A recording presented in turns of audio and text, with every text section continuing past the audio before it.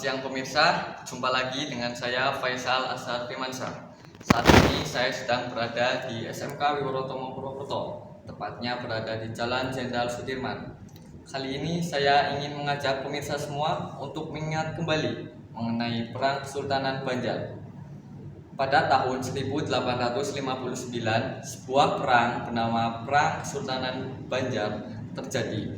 Perang itu terjadi selama 46 tahun, dari tahun 1858 hingga 1905.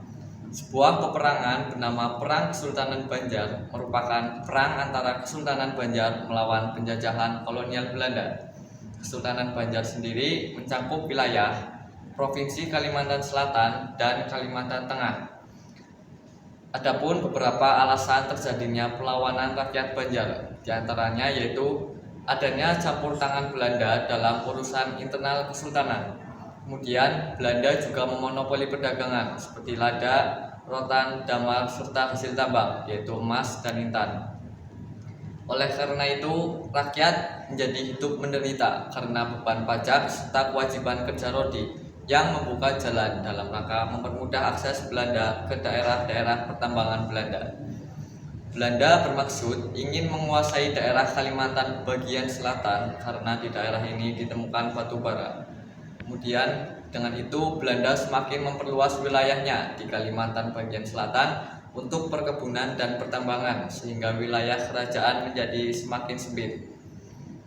Pada 1857, Kesultanan Banjar mengalami konflik internal terkait ahli waris tahta setelah meninggalnya Sultan Adam pada tahun 1857. Belanda menunjuk Pangeran Tamjidillah yang memerintah dari tahun 1857 hingga 1859. Cucu Sultan Adam menjadi sultan, putra dari Sultan Adam sendiri yaitu Abdul Rahman sekaligus ayah dari Tamjidillah telah wafat pada 1852.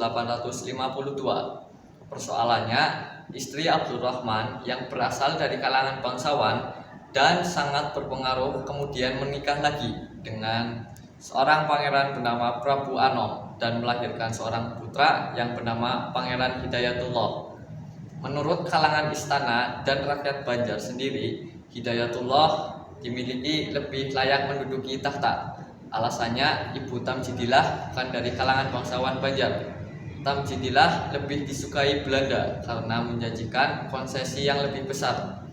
Karena itu meletuslah Perang Banjar dari 1858 hingga 1863. Untuk meredakan militansi rakyat Banjar, Belanda memaksa Tamjidillah turun tahta pada 1859 dan mengasingkannya ke Bogor.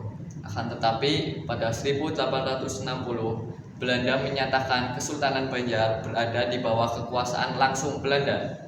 Belanda juga mengultimatum Hidayatullah agar menyerah, tetapi ia menolak. Belanda akhirnya berhasil menangkap Hidayatullah dengan sebuah tipu muslihat dan mengasingkannya ke Cianjur. Sepeninggalan Hidayatullah, Antasari memimpin perlawanan dan meninggal akibat cacar pada tahun 1862. Perlawanan rakyat Banjar berakhir pada 1905 ketika Sultan Mahmud Seman terbunuh. Itulah beberapa informasi untuk mengingat kembali mengenai sejarah Perang Banjar yang telah terjadi di masa lampau. Terima kasih, sampai jumpa.